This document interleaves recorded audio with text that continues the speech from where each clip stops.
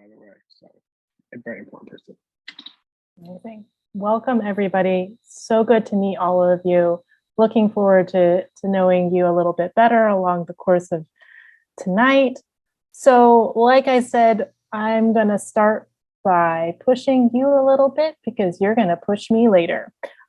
So what I'm going to ask you all to do is I'm going to share my screen, and you can do this activity in two ways. We're going to start by talking about you before we talk about me, which we already sort of did, but that's yeah, we're going to set a little intention here. So you can either screenshot the slide that I'm about to share, or you can draw it yourself on a piece of paper, but I encourage you to play along. So can everyone see that? Cool.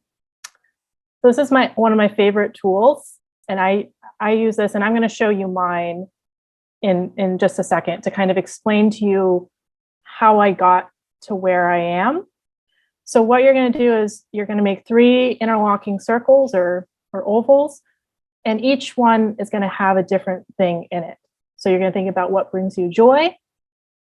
What are you good at? There might be some overlap there. Hopefully there is. That's fulfilling. And then you're also going to have a circle that's what is the work that needs to be done. This can be for the climate solution. It doesn't have to be. Some of us have different goals than others. We talked about a few of the different goals that we have already.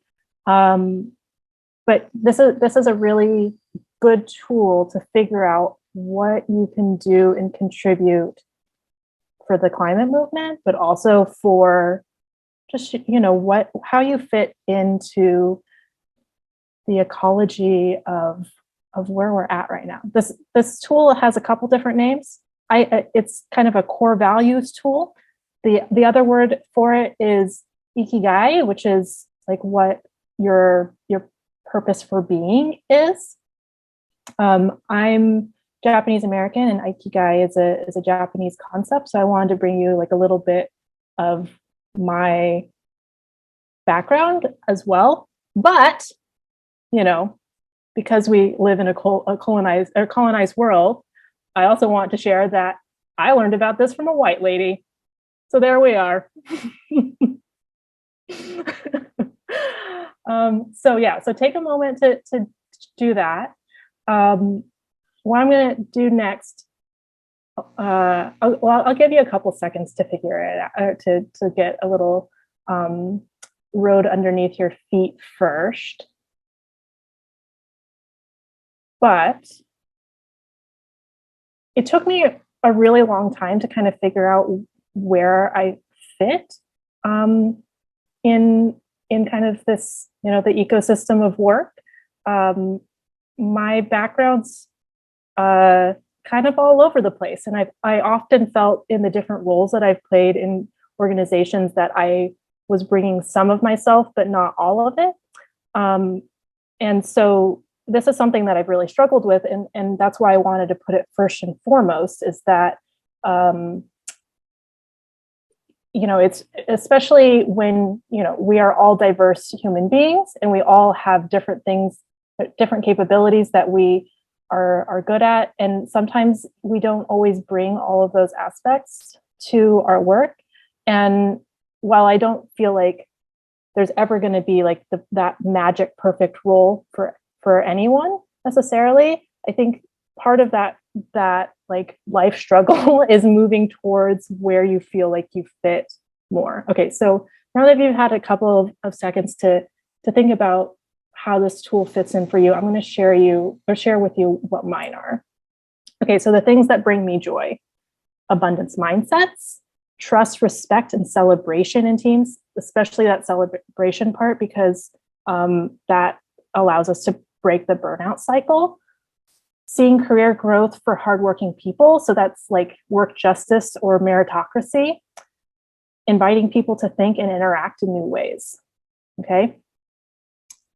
So what I'm good at: project management, group facilitation, empathy and dissection of perspectives, bringing tools from other fields to science, and protecting people from bullshit.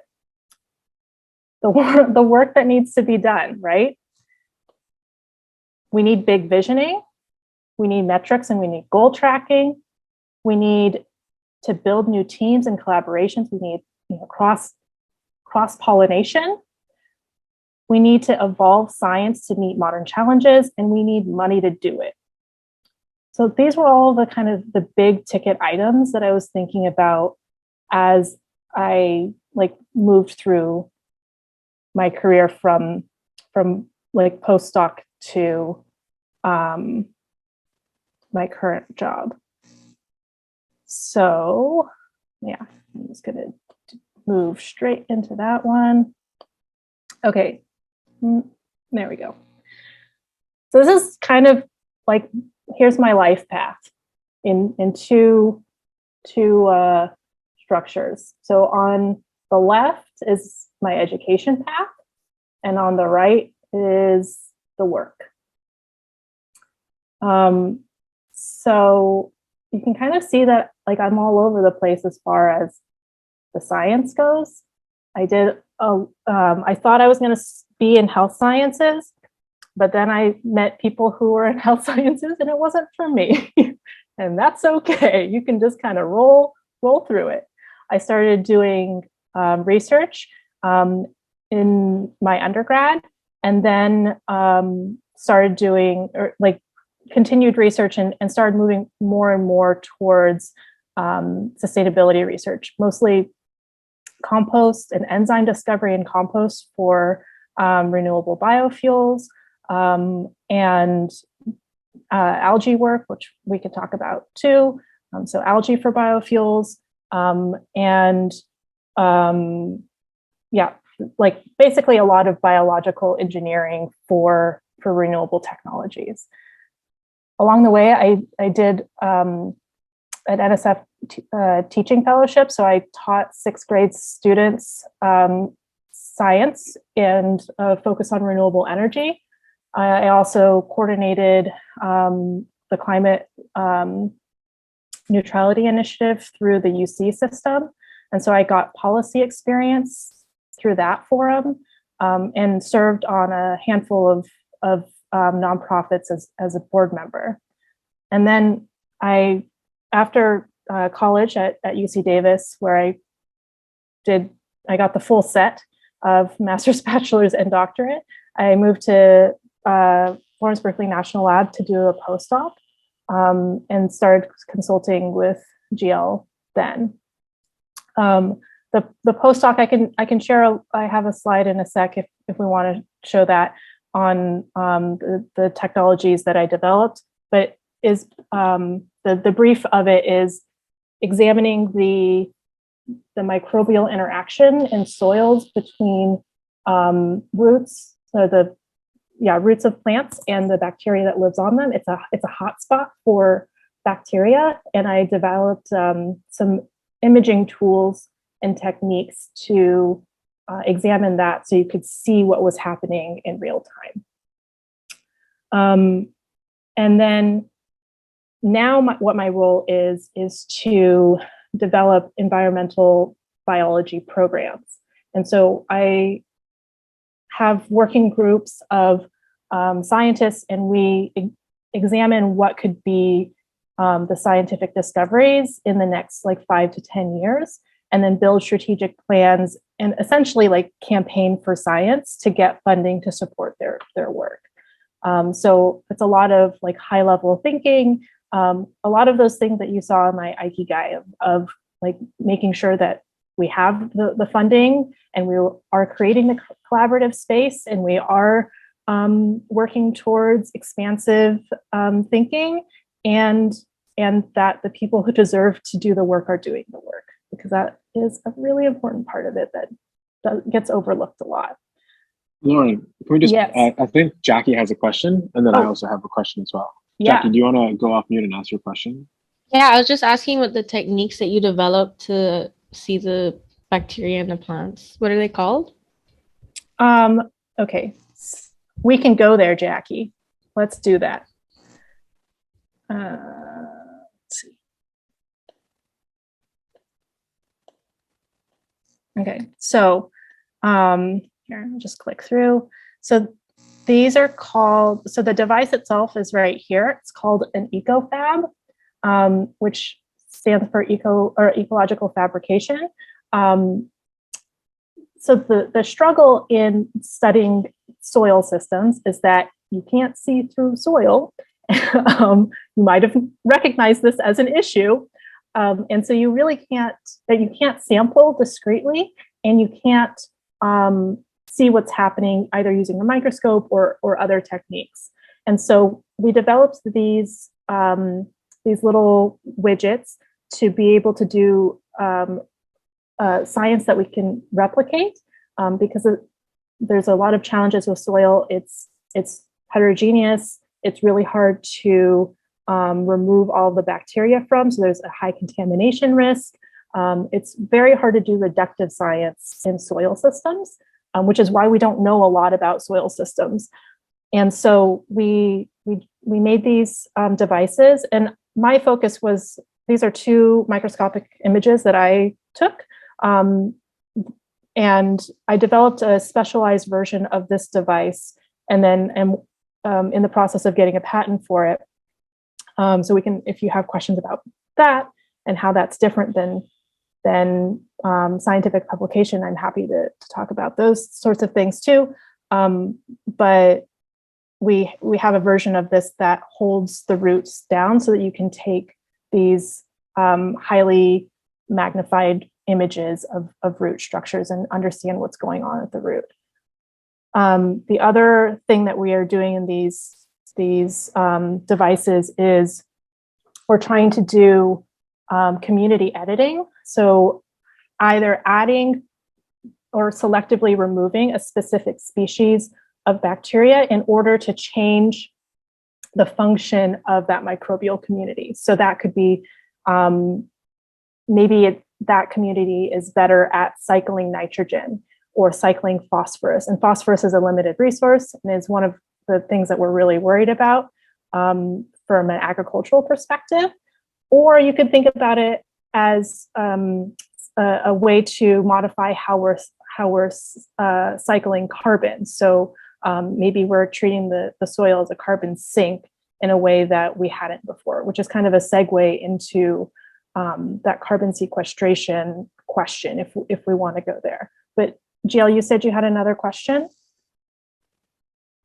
I don't want to get us off topic, so why don't you keep going? I was just going to ask you what some of the challenges were that you face on a day-to-day basis in trying to help scientists present their work to the U.S. Department of Energy to get funding, and how, what techniques maybe you're using and what some of those projects look like. I think, you sit at a really interesting intersection where, there's a lot of cutting edge opportunities. And I think a lot of people also just don't know what's going on or like what the potential is. So if you can even just share a little bit of insight about that, that would be really awesome. Yeah, I would say that the biggest barrier to, in my eyes, the biggest barrier that we have right now is not a technological one.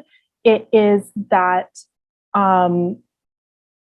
scientists don't know how to collaborate well. And like you don't learn this during school. It's not promoted. The idea, like when you think of a scientist right now, you probably think of like an old white guy in a lab coat by himself in a lab, right?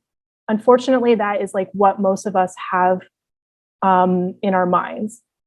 However, people who are old, first of all, are never in the lab. They're not doing the hands-on work. So there's that disconnect. They're usually, like part of a team. There's never a demonstration of how that teamwork actually works and what those team dynamics are. People don't know how to build teams from the very beginning of a project and how to recruit people in an equitable way. There's major problems with sexism and racism in science, as we all probably acknowledge, science is just society in a lab.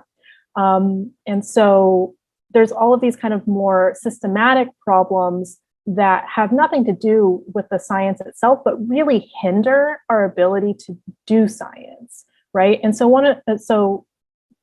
to answer GL's question, right?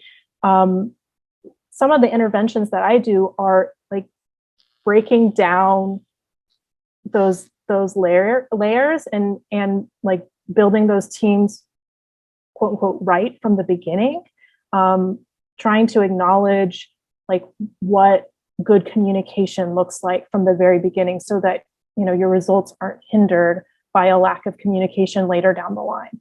Things like that. That like business of doing science, we're not real good at that yet, unfortunately, because it's been such a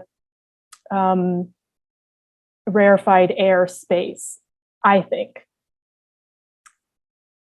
There's also like other big problems with how we fund science in the United States, but we can that's like I think the core issue is that teamwork aspect, that science is no longer a single player game. It's a very collaborative environment. Thank you so much for that, Lauren. Yeah.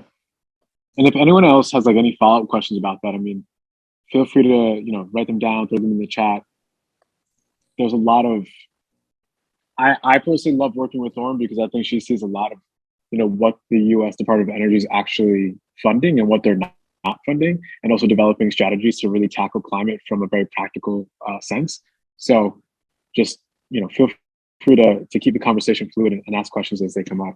Yeah, and Annika and Gio, I'm not paying close attention to the chat, so just flag me when those pop up so I don't miss them.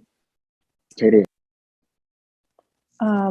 Okay, so the last thing that I'll share is our regularly scheduled programming is this slide.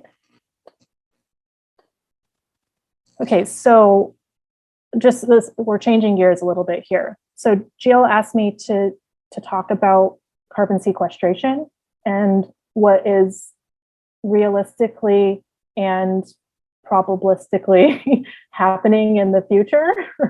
I think this is like the big question of our time. So, and you're literally sitting at the front of it. So please, yeah, I think everyone here is also really interested in that. Yeah. So, okay. So carbon in the middle, and then we have all the places that carbon can go. At the very top is oceans. Oceans have been doing a hell of a job over time, dare I say, at absorbing the carbon that we've been emitting.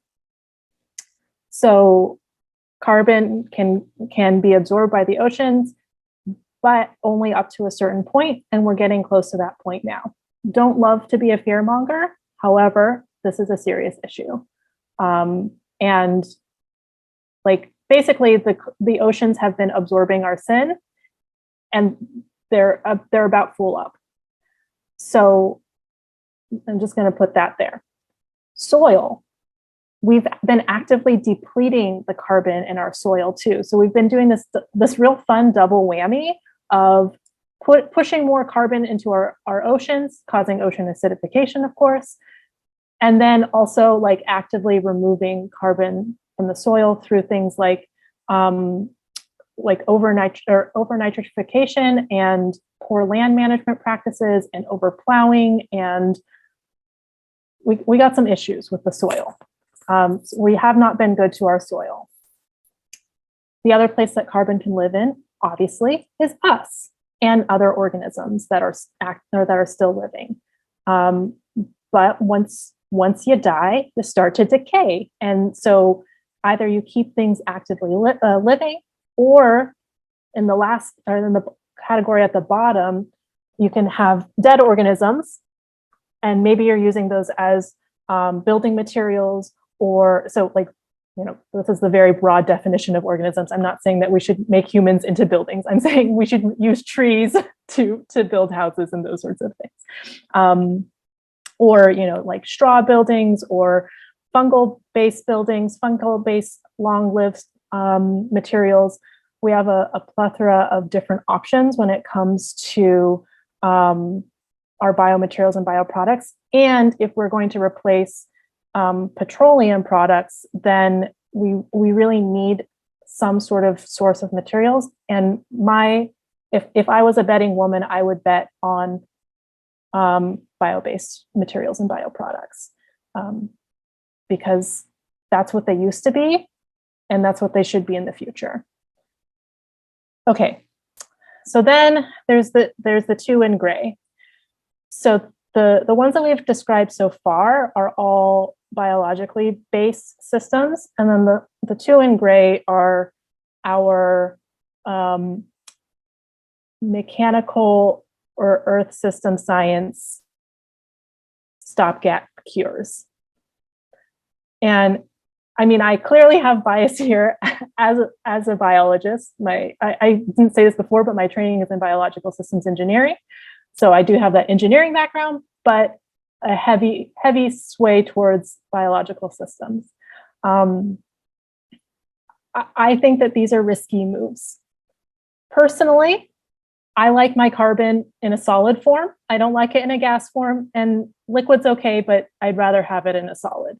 And so these injection methods are all injecting gaseous forms of carbon into these mines. And it's sometimes, like especially the injection into former fossil fuel wells are sometimes used as extractive technology. So you really need to read into like how those technologies are being used, because sometimes it's not active. It's not making the situation better. It's making it worse.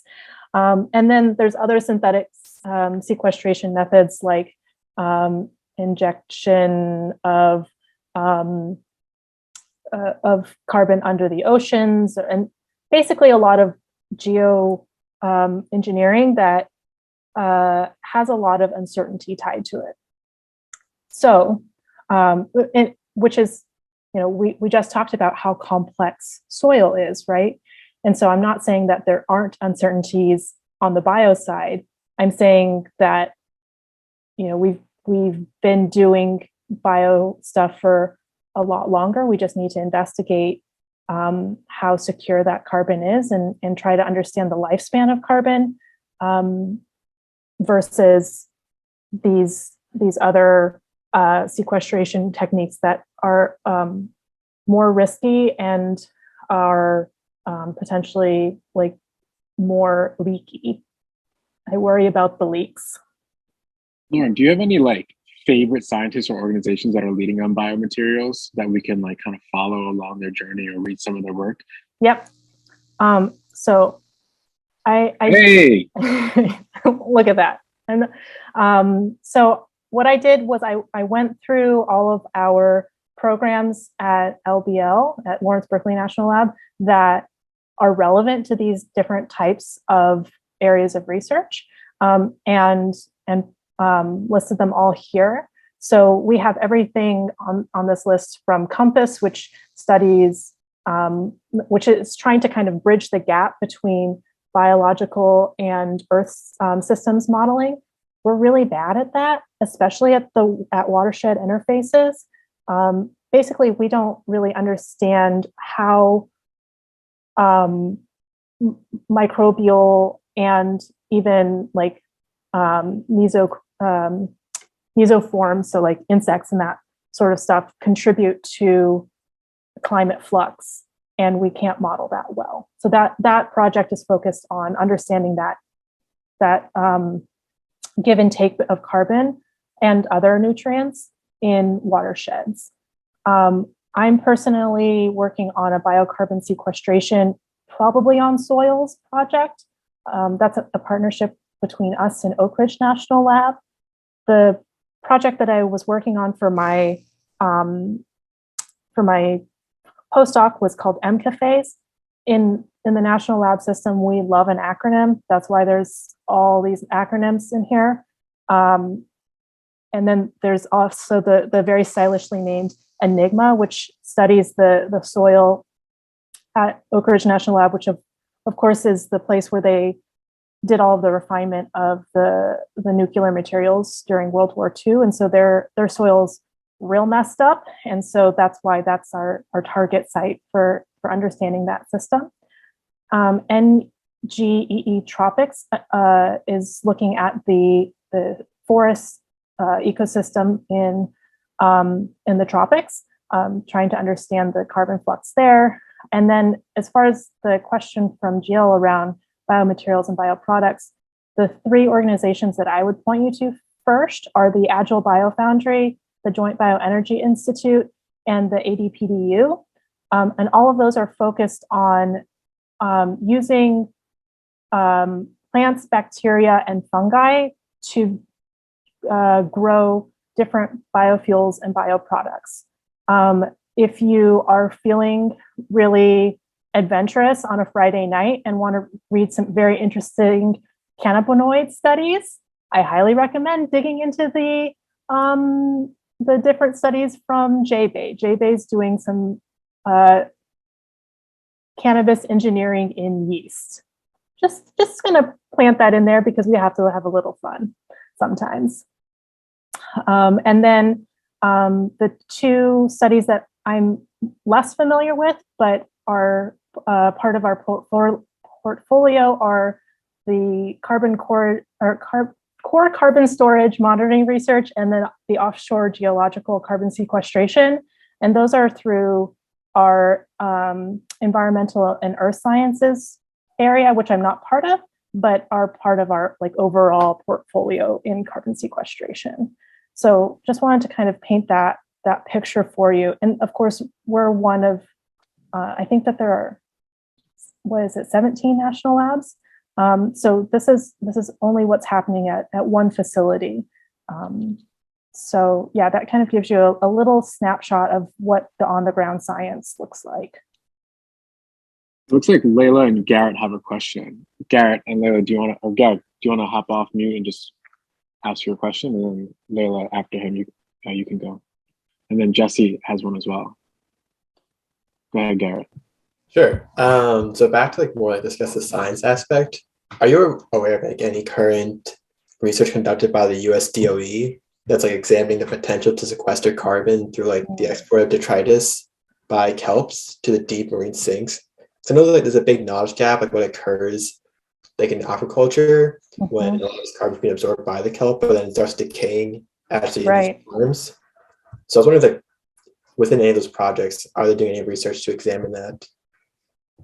That's an excellent question, Garrett. I don't know of any research that's happening specifically around carbon cycling in kelps.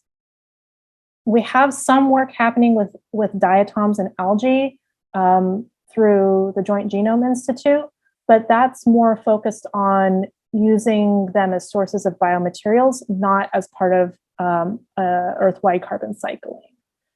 I know that's not a very satisfactory answer. I'll think on it a little bit more and do some research and get back to you, Garrett. Yeah, no problem. I'm thinking more of my possible graduate studies. So oh, you're feeling it out. Okay, yeah. Then I'll tell everybody not to study that. That's Garrett's. I appreciate it. Yeah, I also would love that. I've been struggling. Go ahead, Layla. Hi. I was wondering, since in some of my classes we've been talking about how there's a shocking lack of scientists present when legislators are working on creating environmental policy. I was wondering if you knew of any policies that are currently being processed or in the process of being put into law, whether on the state or federal level, that are kind of targeting more of these using sustainable bioproducts to promote stuff that we do in our everyday life and make sure that we keep our planet healthy. Excellent question, Layla. Thank you for asking that. So, actually coming on to the federal docket very soon is a set of laws, and I'm trying to remember exactly what it's called, around bioprocessing and biotechnology expansion. I think it's National Biotechnology something. I don't know.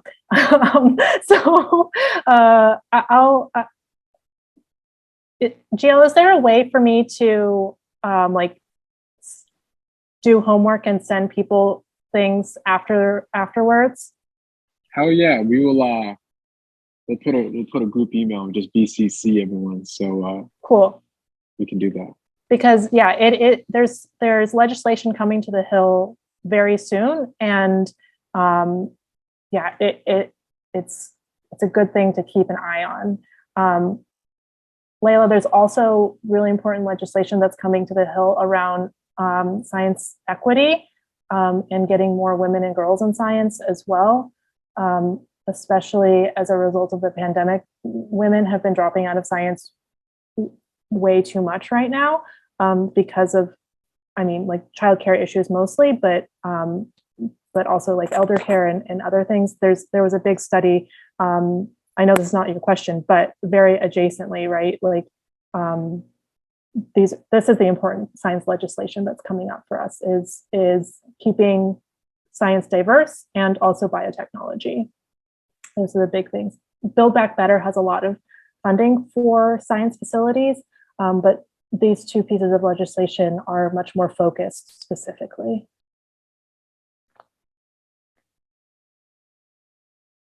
Jesse. Yeah, hi. So this past summer, like the DOE's Office of Fossil Energy rebranded to be Fossil Energy and Carbon Management. And so I'm asking this, like, what your thoughts are on this move, just in the context that, like, this past summer I did research with LBNL, which was actually funded by the Office of Fossil Energy to do research on enhanced weathering and soil carbon sequestration. Mm-hmm. And I just think it's really like fascinating that work was funded by the same people who were like funding other projects looking for like oil wells within the US. And so I'm just curious, like, what your thoughts are, if you have any thoughts on like internal hypocrisies within the organization, or like sort of like this movement towards rebranding for carbon management. Yeah. Complex organizations are complex is like the overall thing, right? Like, so the work that I focus on is primarily funded through the Office of Science and Bio and Environmental Research wing of that. But as I have told Sanjana and GL before, I've also had my work funded by Chevron, and that gives you many feelings. I've always thought of it as like this is my way of pulling funding off of these large corporations to do some like more discovery-based things instead of extractive technologies. I don't know if I have like a real comment for you on this rebranding. I think that DOE is always going to be in a tight place because of its portfolio. Because DOE also here's the thing about Department of Energy is that they are responsible for the national nuclear stockpile. They are also responsible for, as you probably saw a lot today, because they're concerned about oil prices, and so there's a lot of movement there today. So they're responsible for making sure that we have fossil energy right now, but they also have parts of it like for example the National Renewable Energy Laboratory in Colorado that's only focused on renewable energy, right? Like this is a really multifaceted and complex department, and so yeah, rebrandings sometimes are just making face, but I do think that like the leadership change that we've seen with Jennifer Granholm is actually significantly important because of kind of the optimism that she brings and the potentiality that she brings. She's been trying to rebrand the department as like the Department of Solutions, and especially when we were working in the Trump administration, that like was not the feeling amongst researchers, was like that optimism and that potential for making a difference. So I think that, like, yes, it is window dressing, but it comes from a deeper drive and a deeper motivation. Does that help put things in context? Cool. That was really diplomatic, Lauren. I mean, you're also putting me in an uncomfortable place, right? Because my main job is to interface with program managers and represent scientists. So my job is to be diplomatic. And I can tell you this is that the program managers are scientists themselves, and they are also going through climate depression. Like that part is, that they are not immune to the problems that you're seeing too. Did you have any more slides, Lauren, that you wanted to go through? I have one on techno-economic analysis and modeling, but unless people have a big interest in doing that, we don't need to go there. We can go straight into Q&A or networking or whatever you'd like. Yeah. I mean, now would be a great time if you haven't asked the question and you're interested to throw it in the chat, or to just kind of go off mute and ask your question. Mm-hmm. We'll give it like a minute or so. Feel free. I mean, now's the time. Don't regret not asking a question. I have a follow-up if no one else wants to ask a question, but I'll hold off in case somebody does. I have a question.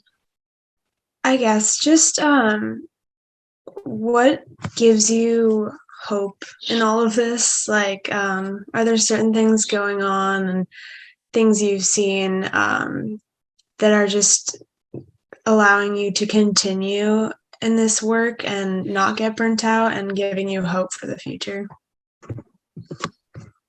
Yeah, important question.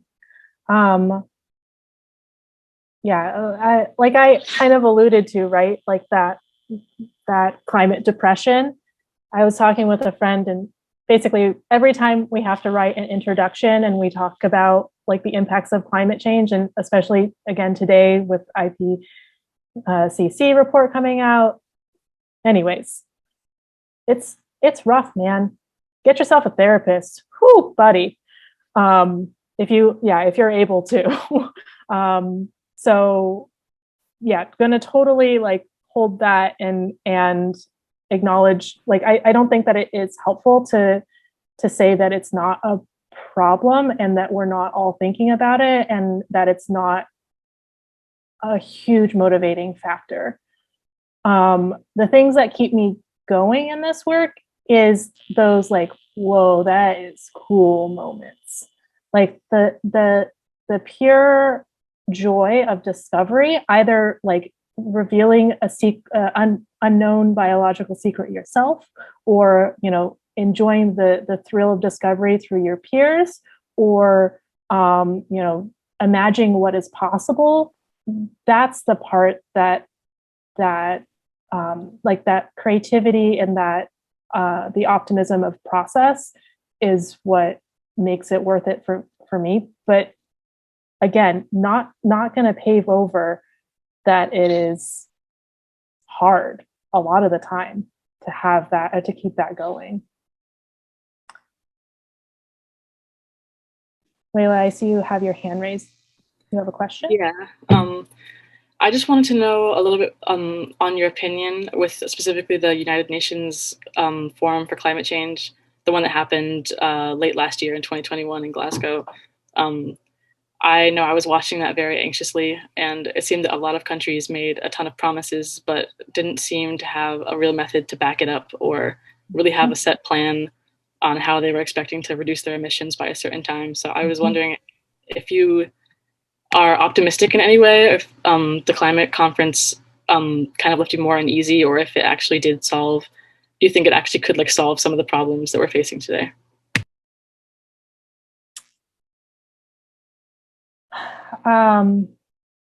Yeah, I think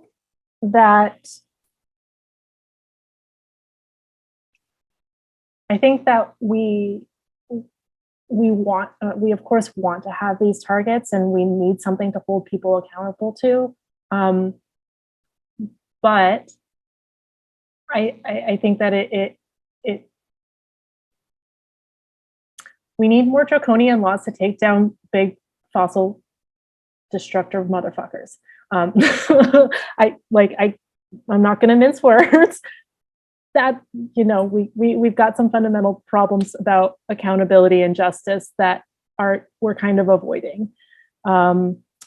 So yeah, I'll just put that there, and maybe we'll come back to it or not. Again, an unsatisfying answer for an unsatisfying problem.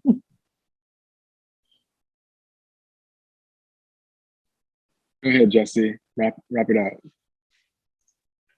Oh, awesome. Yeah, I was just curious. You mentioned that you feel like the work environment is different now than it was under the Trump administration. Mm-hmm. And so I'm just curious, like, how people within like governmental roles sort of deal with and like kind of navigate shifts in power at a higher level.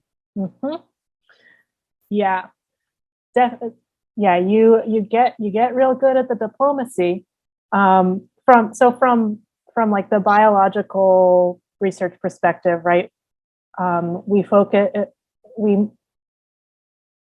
science doesn't change, but the justification does. So the science stays, like we still know why we're doing it, and we still do it for a specific reason. But instead of saying because we want to, reduce emissions, we say things like we want to increase soil nutrition and improve our agricultural system, for example, right? Because like, you know, they still want to feed people. Not that DOE is responsible for ag writ large. That's more USDA, but you know those same sort of things about how we're concerned about soil viability. So yeah, it is the science remains the same. In democratic years, the science can focus more on applied science, whereas in Republican years, it's generally more basic science research that's funded. But it usually the pie is like ebbs and flows, and so it generally reduces under Republican funding because the applied science portion is cut out, and then increases under Democrat. But it also depends on like what the House and Senate are like.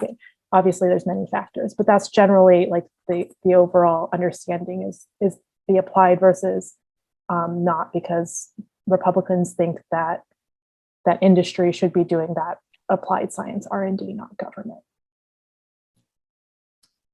So yeah, that's the answer of how, I mean, the overall feeling during Trump administration was real sad also. Like people felt it.